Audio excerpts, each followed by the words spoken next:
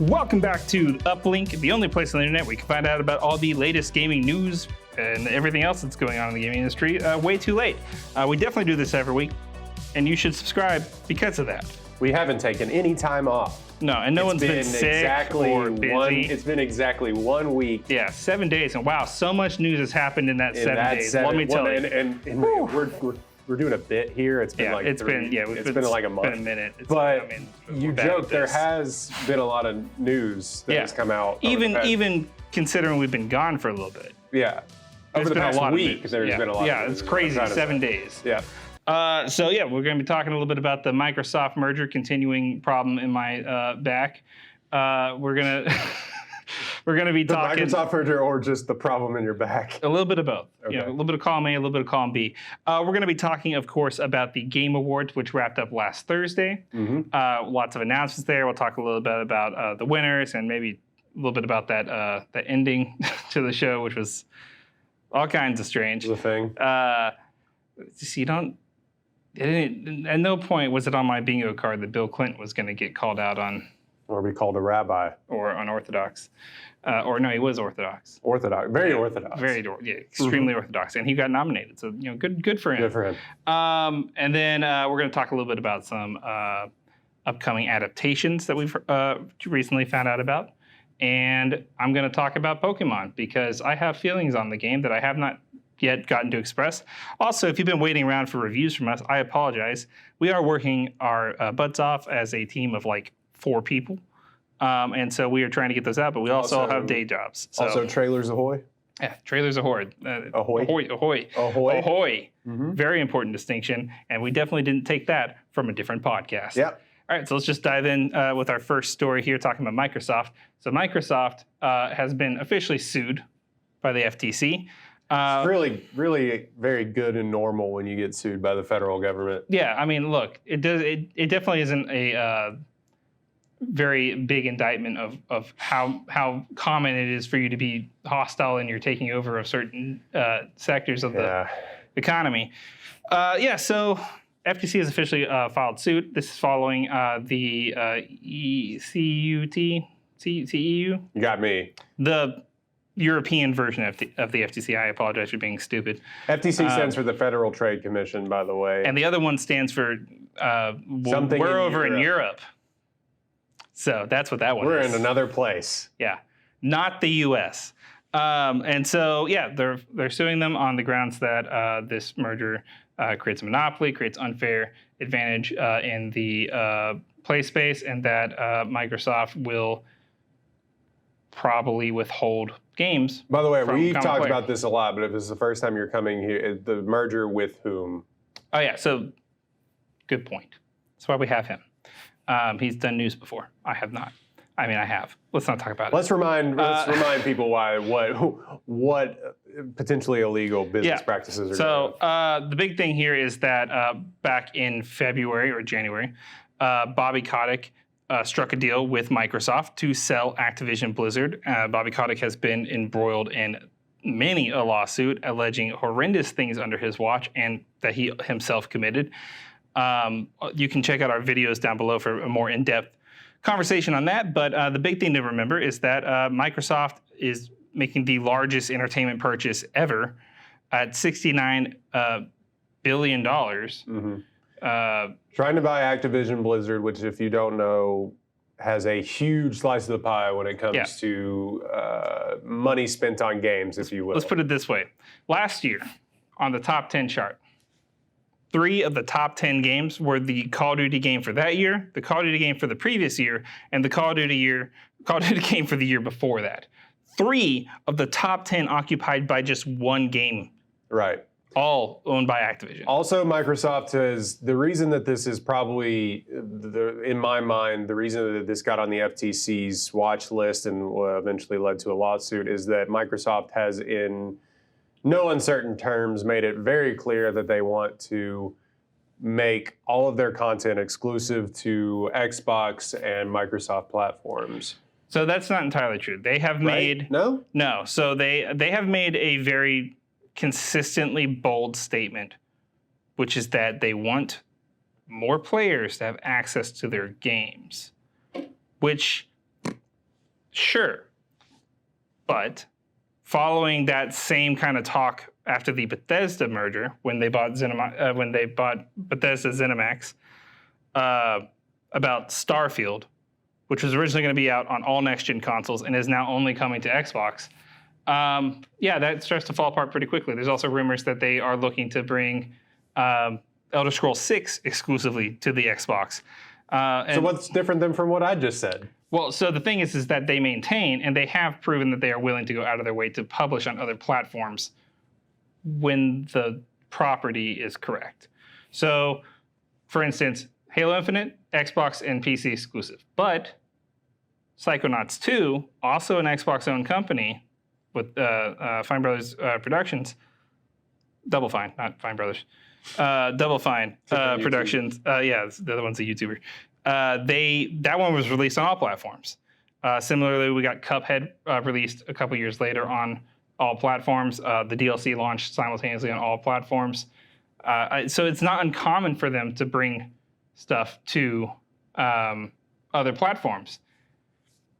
But is that precedent enough to say that they're not going to immediately turn around and do the other thing? The thing is that if they do make Elder Scrolls 6 exclusive, and I think that's why they're being very tight-lipped about Elder Scrolls 6, not just because it's so early in development, but because also it may come out that they're trying to make an exclusive, and that makes a very bad case for Microsoft.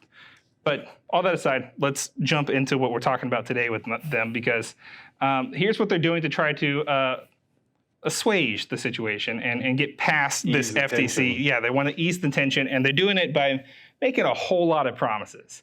So the first promise that they made was that so long as there is a PlayStation platform, Call of Duty will exist there. Right. Which is a lot like saying, until we can purchase PlayStation.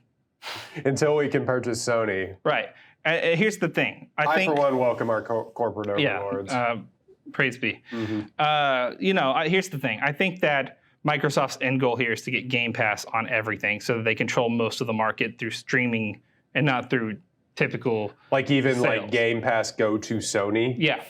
But Sony has actively denied them being on their platform because they have their own thing. And if they let Microsoft corner that market, that would be like, it's like if Amazon didn't start Amazon Prime and instead just let Netflix be their streaming platform. Yeah. It wouldn't make sense for them. They own so much stuff. Why would they bother? Just do our own thing, yeah. And Microsoft has said some very nasty things towards PlayStation in terms of saying that they pay for people to come to their platform, which I just assumed that happened anyways. I assume that's how exclusive deals are worked out. It's not a goodness of your heart kind of thing. No, yeah, it's just, I just like what they were doing over at Mega Corporation B. Yeah, I don't really understand what his comments on that were, but so that was the first thing. Sony did not like the way that it was worded. They don't want this to go through at all. They're not willing to compromise really. They think that no matter how this shakes out, the end result will be less games available for PlayStation players. And you'll have people who point towards, well, how's that different than like Spider-Man or the upcoming Wolverine game? Those are exclusives. Those are in-house parties that Sony funded and basically brought from the ground up over a course of a number of years working together through publishing things for them. Then they bought them after they made several successful first-party games for them. Versus Activision Blizzard, one of the largest gaming companies in the world already, who has not needed Microsoft's backing in the past and has no funding or structure built out of Microsoft. This is a very different situation. You can get into the mud a little bit, though. It's not like you don't need to go in and like defending Sony. Like we go in for all of the Sony exclusives usually, and we love all of them. But I wouldn't care if they were announced on God of War other consoles. Yeah, I do think if it was Sony going out and saying, "Hey, we're just buying Activision," we'd be like, "Whoa, hold up!" Yeah, like that. I wouldn't be cool with it either way. Is my thing. I just think, and then you get into the mud of like, should these things be exclusive in and of itself. I guess there are. Well, that's the thing is that consoles. Like I'm sure, like console Microsoft exclusives players have to exist because otherwise you would never pick one console over another. That is the point of a console exclusive. If you're looking at PlayStation, the first thing that comes to your mind is, well, probably first, what do my friends play on? But if you don't have any friends, like a lot of people, no one has friends. I have friends. I'm sorry, friends. You don't have friends. Yeah. So if you are someone who is more concerned about the single player stuff, you're going to think, well, what exclusives does PlayStation have over Xbox? That's how the console market works. You sell consoles by pushing exclusives. This is always where been it the gets case with muddied Nintendo is anyway. But and Nintendo's the king of exclusives. So where it gets muddied is something that previously existed on all platforms. Like I've always hated the time exclusive stuff. Like when Rise of the Tomb Raider went Xbox exclusive for a year. Why? Were you really hoping that they would sell a bunch of consoles based on a 1-year exclusive? That's not. I'll just wait a year. Yeah. Or I'll buy it on PC. Versus we're just now getting PC ports of God of War 2018, Spider-Man, The Last of Us Part 2 next year, or Part 1 next year for PC. It's taken some time, and they're bringing over completely overhauled and optimized versions of these games. I think that exclusives play an important role. Do they suck sometimes? Sometimes you're like, oh, man, I wish I had that console for that exclusive. Yeah, but you weigh the value of the consoles based on their exclusives. That's the main thing. The big thing here is that taking a number 1, 2, and 3 ranked game off the top 10 seller every year and saying, that's ours now, is a lot like cheating. It really is buying up your competition, which is it's a nasty practice to begin with in any form of business. But no, so they've tried to make concessions about saying we want to. Yes, we will keep these things. They signed a deal. You'll get Fallout, we promise. They signed a deal for 10 years with Nintendo. Now, the Nintendo one is legitimately interesting because Nintendo hasn't had a Call of Duty game since Black Ops 3 on the Wii U. They also don't run necessarily well. Yeah, so they've outlined how they would bring them day and date, same day release, just all altered versions. Mm-hmm. The thing we're running long. Like what was going to come with that? Like what is going to come of the FTC? Idea. We have no idea. Suit. This will lengthen things out. Do I think this will stop the suit?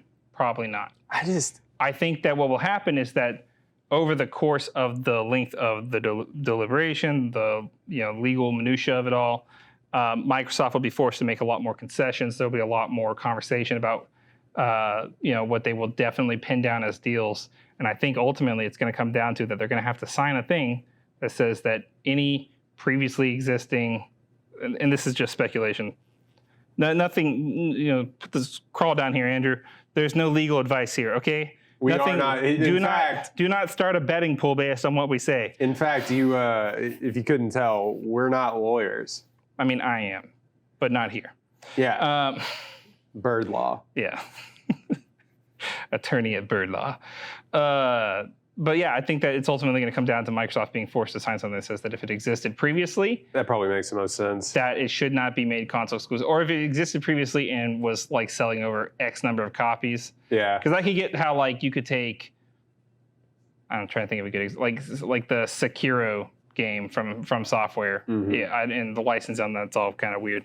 But how you could take that and make a sequel to that, and make that exclusive to the Xbox because that game sold well, but it didn't sell Call of Duty well. Yeah, there's just some common sense that has to weigh in here. And do we trust the federal government to have common sense when it comes to video games? They're gonna have to get their teenage son to be like, "What's Call of Duty?" But I will say that this is the most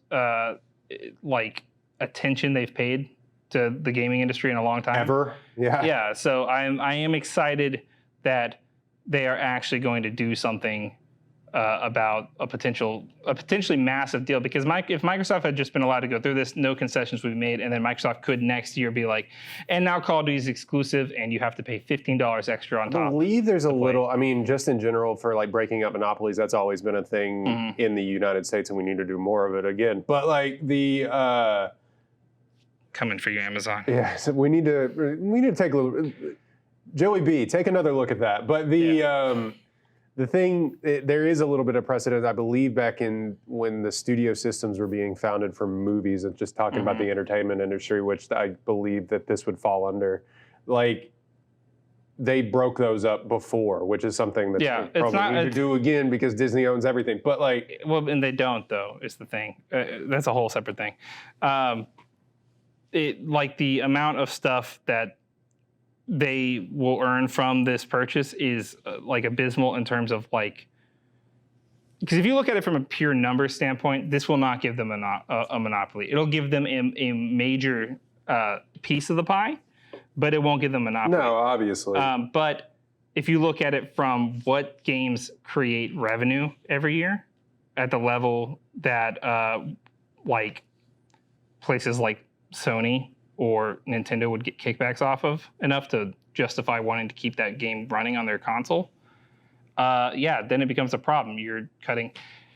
My least favorite part about this whole thing is Microsoft acting like they're the underdogs, where like Phil Spencer's like, Sony just wants to win, and by keeping Xbox small. I'm like, Xbox, the company that's currently backed by Microsoft. Microsoft, one of the largest tech companies in the world. Microsoft with 4 times the spending cash of Sony. That Microsoft, is that the one? Because I'm not worried about it. If you're watching this in your office right now, which I hope you are, so like and subscribe. But it's definitely on a Microsoft computer. Yeah.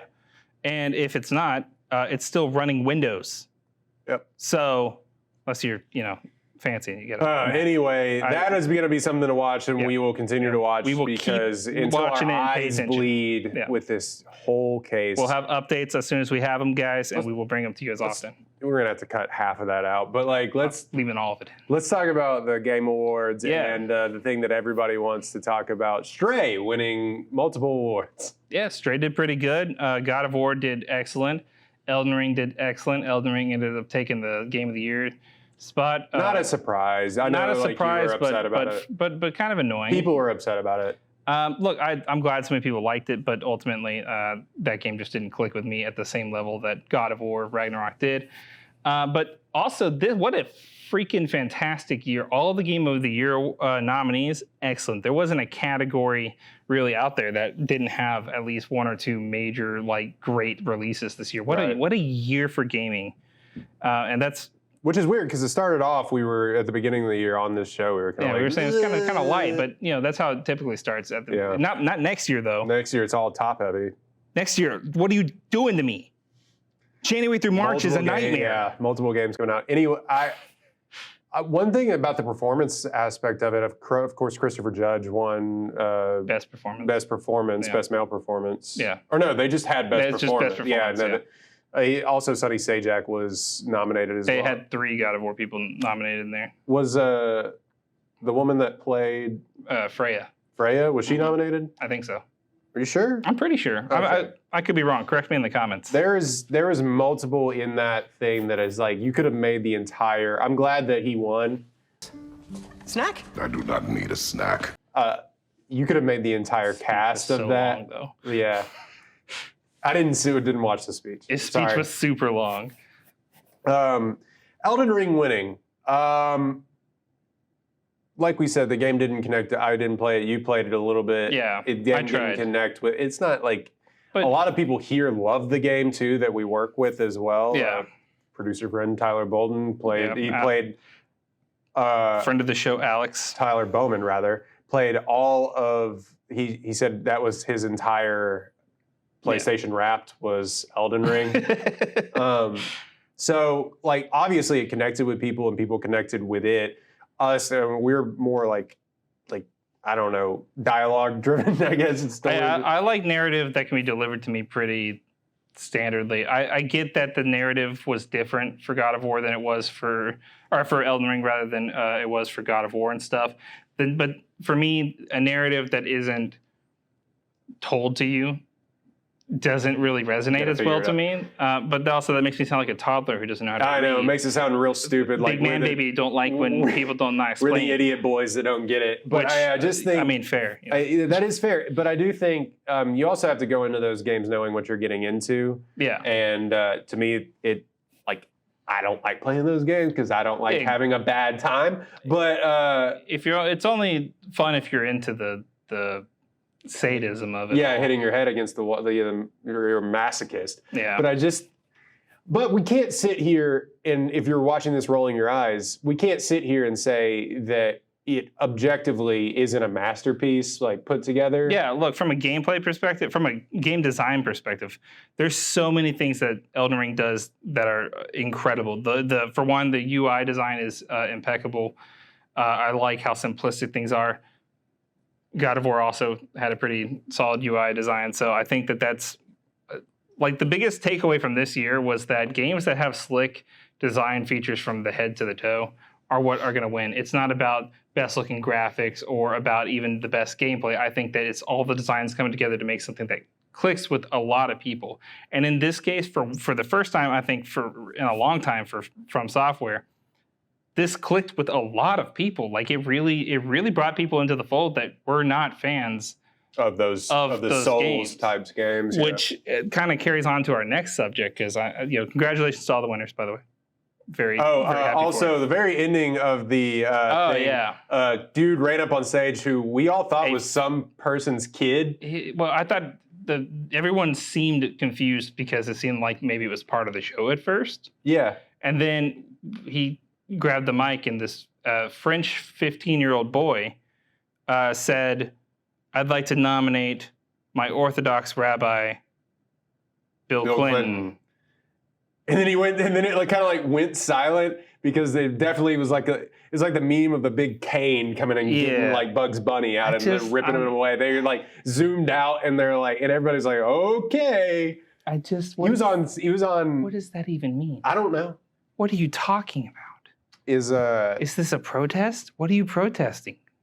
Is Bill Jewish? No, I don't think so. I'm pretty sure he's Catholic. Yeah. What are you talking about? And nominate him for what?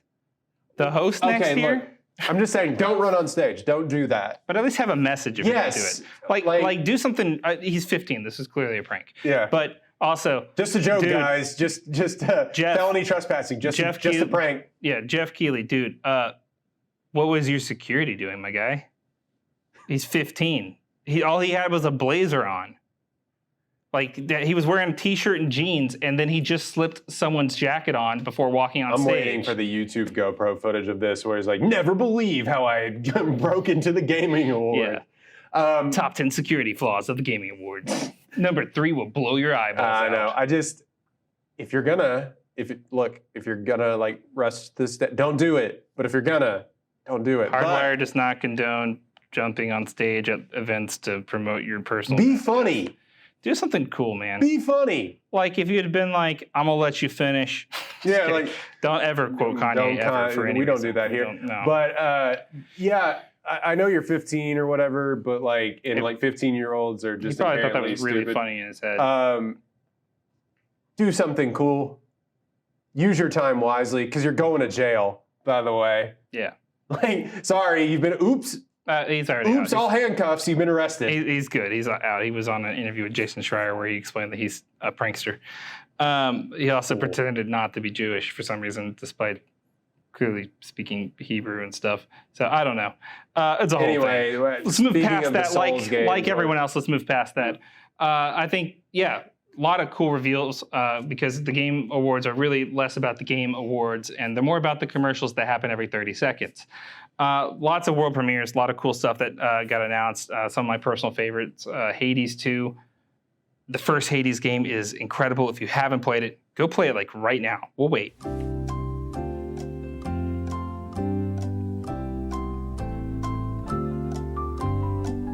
I haven't played it, so I'll be back. I said we'll wait. Okay.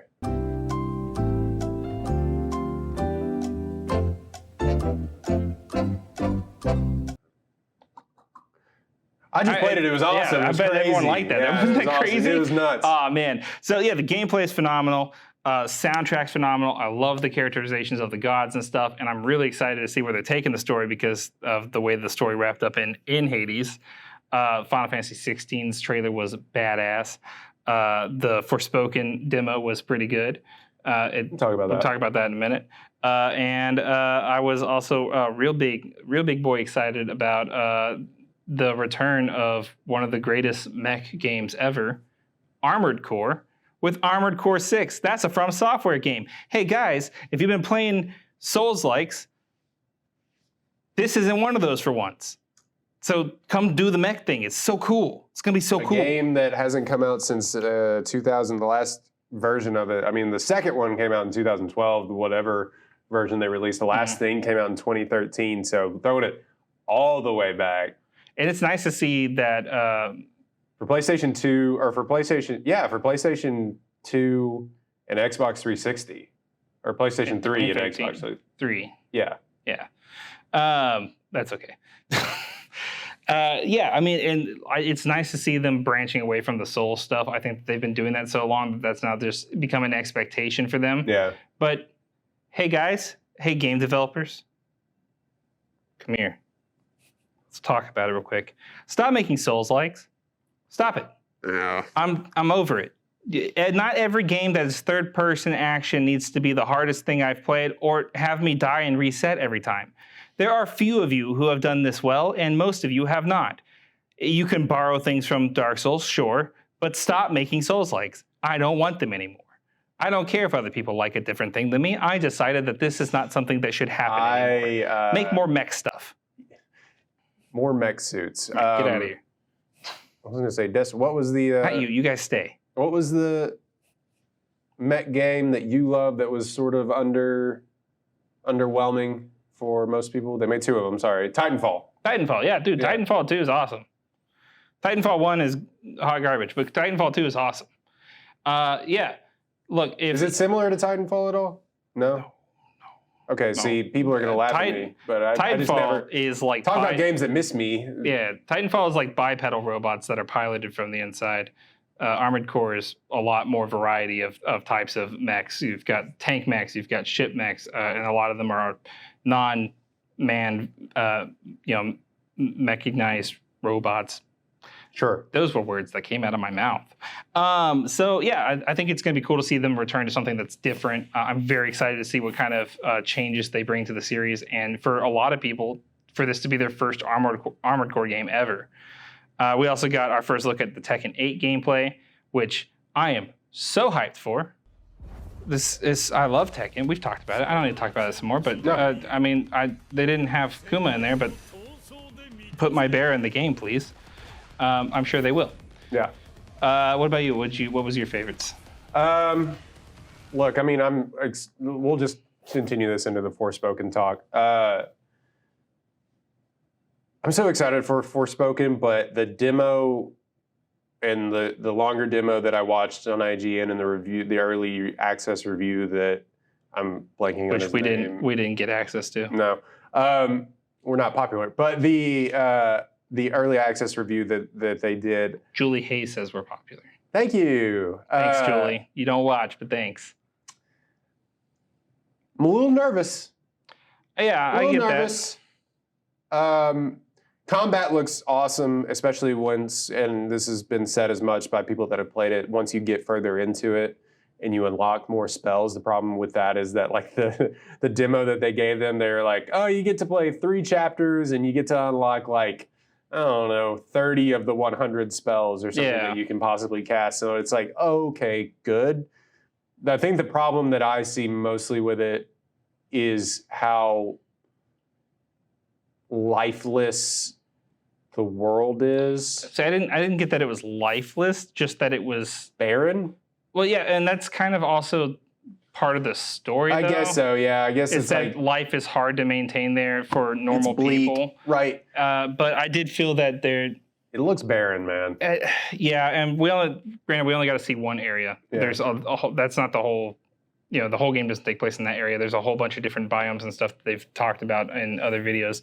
But I think that the big thing for me was that when I was playing the demo, I felt a very familiar sense of, oh no, that I get whenever I play Ubisoft games. Where there's, at least the last 20. Yeah, where there's just too much anti-fun, not good time You know, like it's like busy work that you just I was gonna say feel, nonsense work. Yeah, you feel obligated to do because it's blocking your map or whatever, or it's hiding all the best collectible or outfits or spells or whatever, like that kind of stuff. But it's not fun stuff. Like I don't want to go seek out all the towers to reveal the map. That's not a fun thing. Right. And even games that I love a lot, like Spider-Man, which had the tower thing, but incorporated a stupid mini game I didn't want to do. Not that it took a long time, but it's just like why?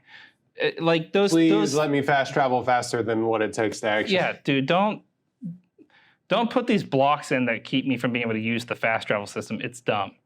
I think that like Ghost of Tsushima did a really good job of letting you feel out your way through an environment, and I would rather have that. I think that's part of the reason why people loved Elden Ring was that you didn't really have a guide on where to go. There's no mini map to start with. Yeah, you kind of get to discover things. I'm still interested to play it. I think it's I'm awesome super excited for it. Concept in most of the gameplay, especially during the battles, like looks unlike anything that I think they've tried to bring to these consoles yet. Yeah, I'm just gonna need to see more. I think the biggest problem that they had with this demo was they chose a random, out of context section of the game to show us, and I would have rather have played the first hour of the game or something like that. Right. Which would have given me a feel for how the game develops, because dropping you into the middle of a game can be overwhelming anyways, but dropping into the middle of a game with such a complex system of spellcasting and stuff that you should be thinking about better by the time you're at that point. Yeah. I think that was their big problem there. The other thing that I was excited about, just because I'm a whore for this game, I'm gonna cut that one out. The other thing that I'm excited about, just because I love this game so much, is the Forbidden West DLC. Oh, which yeah. I will gladly pay the $50 for whatever. Like, yeah, I want to see the Hollywood sign. Yeah, like I love that game a lot. Give me more Robo Dinosaurs to kill for sure. Yeah, more than I think it got credit for at the Game Awards. I think it was really overlooked. It had the unfortunate. Not the unfortunate thing of coming out first. Coming out before Elden Ring and way before God of War, which Yeah. came out closer to the Game Awards, which meant that God of War was way... It's like the Oscars. Yeah, I mean, it was more in the public consciousness, and reviewers, as unbiased as I'm sure they want to be, can't deny that you have fonder memories of a game that you played that was really good recently than one that you played. Still made a lot of money, and it was really well reviewed, good. But I just... 9s and 10s across the board. Yeah, it kind of got buried. So I'm interested to revisit that world, because I definitely, while I finished the main story, there was so much more to do in that game that I didn't even scratch the surface. Like even more than some God of War that I didn't even scratch the surface of. Yeah. So I'm interested to get back into that, and especially like play a lot more. So it's just a really fun concept of a game that they execute perfectly. So I'm really looking forward to that. They didn't really do any reveal trailers, but do you want to move on to the Harry Potter stuff? Let's. Final Fantasy 16 looks amazing. I'm glad that. You asked me to review that. I'm not going to do that. No, you asked me to do the 7. Yeah, 7 Crisis Core, which I am reviewing, while also doing Midnight Suns. We'll get those out as soon as I can. I promise. I'm drowning. Mm-hmm. Which, that's why we ask Royden for stuff, but he says no. I'm not going to do Final Fantasy. I'm not going to do an 18-year-old Final Fantasy. I'm not going to do it. It's okay. And then Final Fantasy 16, I love the kaiju battles that they've kind of incorporated. I think the combat looks like a perfect blend of Final Fantasy and Devil May Cry. And so long as they keep the guy, Tetsuya Nomura, right? The guy who writes and directs and leads the Final Fantasy VII remake and also Kingdom Hearts. That guy is not doing this game. And that makes me happy, because his writing and direction makes me mad and is bad. And Tell us how you really feel. I am. Okay. So, and speaking of things that make me mad and are bad but are also good, one more thing before we get to Harry Potter, and then we'll circle back around to Harry Potter because that happened today. I never did a review for Pokemon. Oh, right. But I did review Pokemon. I'll have a full written review up on the website soon. Like I said, we've been very behind lately, and I am trying my best. But let's talk about Pokemon Scarlet and Violet. Before I talk about the game itself, let's address the elephant in the room on the game. On the game, oh. Well, you're It's not, like, I've gained a little weight, but we don't have to like hog it. That's funny. I lost a little weight, so maybe I transferred it to you. This has got to be the buggiest, most poorly play-tested,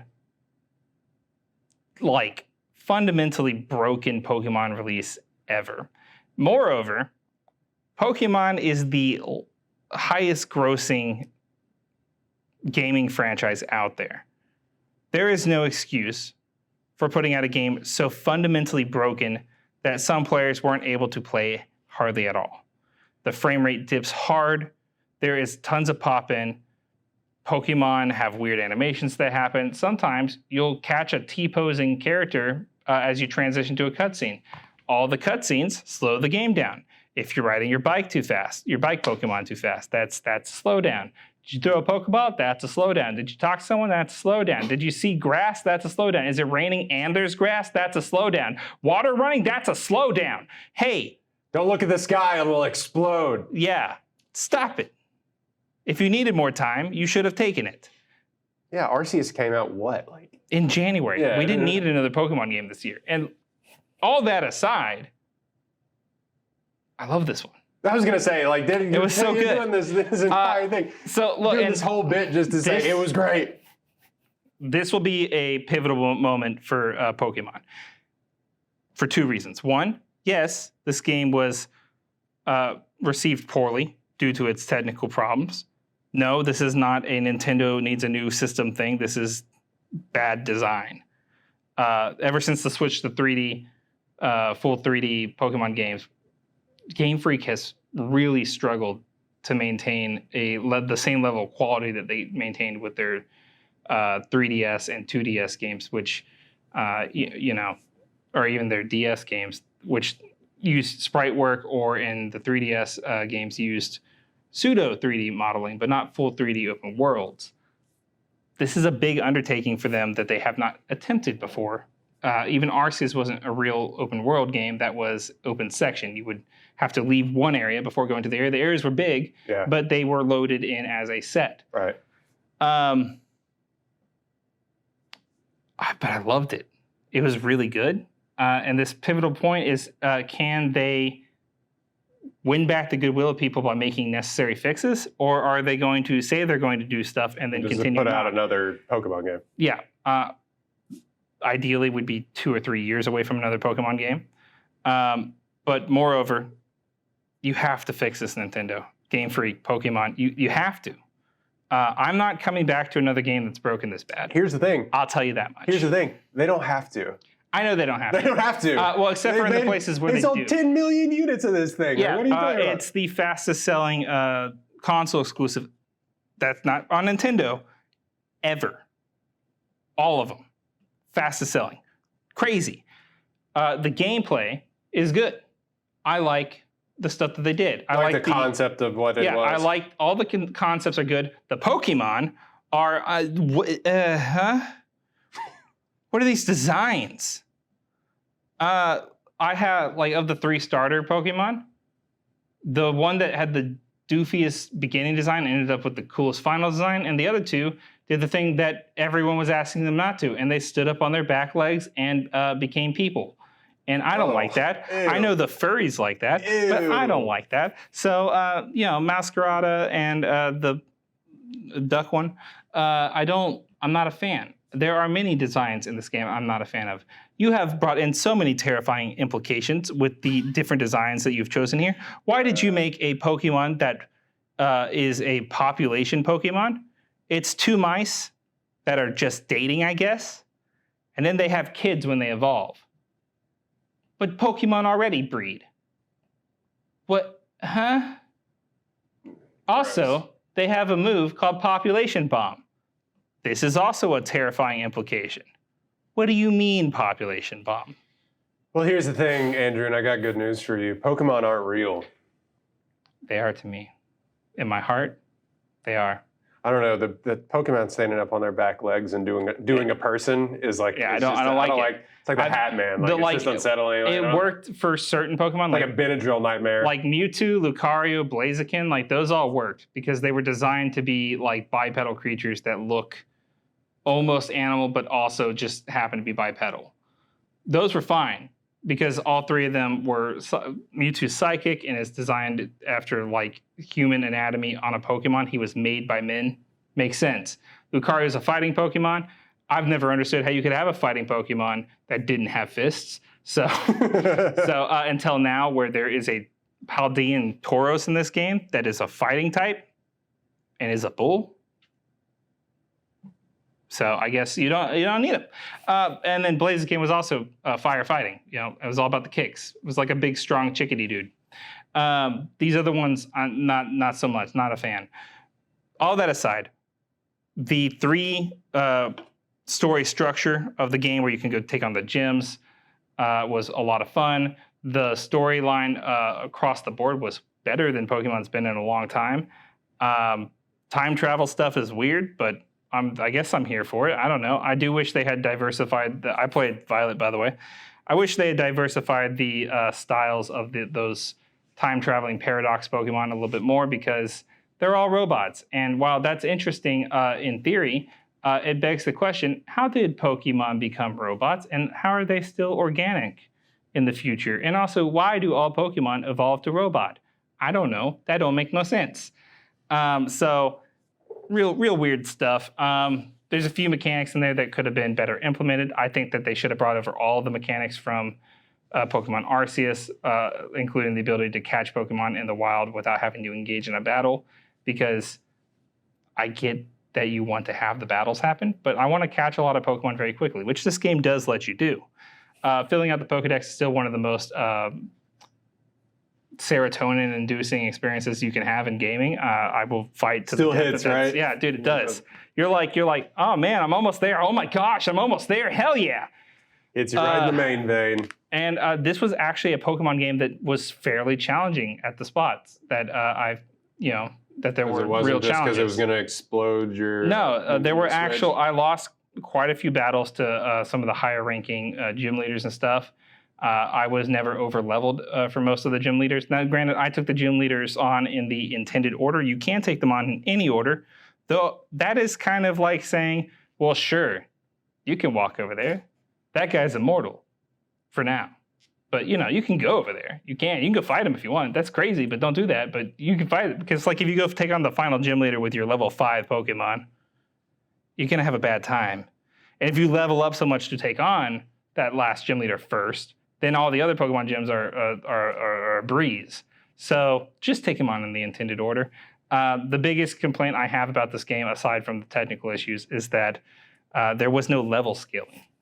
I think the biggest issue for the entire game is that after I beat the main stories and I became champion rank trainer and stuff, and I'm running around and I'm still finding new battles that I missed along my journey. Only thing is that they're not scaled to my Pokemon levels. So there's like dudes at level 5 at the beginning of the area that I missed that I can just wipe the floor with now. And that's fine sometimes, but I would rather have level scaling. All in all, despite its technical flaws, I'd give it about a 7. I would give it a 9 if those technical flaws weren't there, but a 7. I do recommend playing it eventually, but maybe wait till the next couple patches come out. Now, we can talk about Harry Potter. Yay! More nerd stuff. No, the Harry Potter, another playthrough came out. New playthrough just dropped. Where we dropping, boys? Yeah, it was released by the game developers. They've done these sort of almost like fireside chats with their games where they're all sitting on a couch playing, and they've done one where they kind of took you through the castle. This one, they more or less take you through the world, and they showed us more of Hogsmeade. They showed us some of the travel options, including your broom and a hippogriff, which is actually really interesting. Love the hippogriff idea. Yeah, so very interesting ideas. It seems like they've really taken into account sort of the lore of all of this and like built in a lot of other things. Also, man, it looks good. Yeah. It really does. Like on top of everything else, I'm like still cautiously optimistic. but- cautiously optimistic about how that, and we could boot it up on the PlayStation 5 tomorrow, and it would look, and it'd be clippy and look like crap. Like we have no idea. And we're just seeing what they want, Yeah, to show and, us right now, and that's fine. The big thing was, of course, they also took you through the Room of Requirement, which is sort of like your home base for some just upgrading your equipment and things like that, putting beasts that you capture. Yeah, which I love that. I love that you can have basically start your own mythical zoo. Yeah, and you can like play with them and stuff. It's really interesting. Also, upgrade all of your wardrobe and everything else. Yeah, you could tell this game was really made. It was by really thought. fans. Yeah, there's right now. It looks like there's a lot of places that you can go. Yeah. I'm not sure about like what's to do in those places. But you can't kill a man. You can kill people. That is the biggest thing. So with the dark, they're releasing like any game now. You don't just get all the stuff that that would normally come with a game. No, nay, sir. You have to pay for our content and pay extra rather. And with the Dark Arts or expansion pack, which it comes with the deluxe edition. Yeah. Of the game, which you get several cosmetic things, including another, not a hippogriff, but I forget what it was, another flying beast. The thing that carries the carriages in the very first, the invisible things that carry the carriages. Anyway, it doesn't matter. Those, yeah. Yeah, some Thressel or something like that. Thressel, yeah, sure, yeah. So they're gonna Russell Crowe. Yes.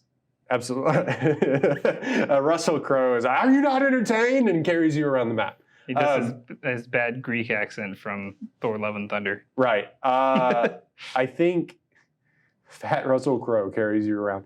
I think, so the big reveal in this, they tried to reveal more combat, but they really revealed what you would be paying for if you got that, which is a Dark Arts arena, and they also where you can do a murder. Yeah, underground fight clubs where you can do a murder. I mean, that had to exist in Hogwarts for sure. Why not? Send your kids to school; they might not come back. Right. So we don't do That's the our plot to school. all the We don't do books. our school violence in the school in the UK. It's out in the woods. It's underground in the woods. Yeah. Yeah. You wouldn't want someone to unleash a killing curse in the school. That might right. No, that might be bad. Keep it on the grounds. You can blame it on the animals. So it just is like an arena where you get to fight like waves of enemies, sort of like zombies or something, Yeah. But you get to do all the unforgivable curses. So you can actually, that's the part that's not paid content. The unforgivable curses are available in the game. In the game, normally. eventually. So yeah. you have to go down certain pathways, and I think there are consequences possibly for going down That's the dark. been murky if your choices actually matter. And that's kind of maybe the make or break thing about the RPG and story side of things is if the story is the same for everyone, no matter which house you're in, no matter what choices you make along the path, if the story always ends exactly the same, that would be kind of lame.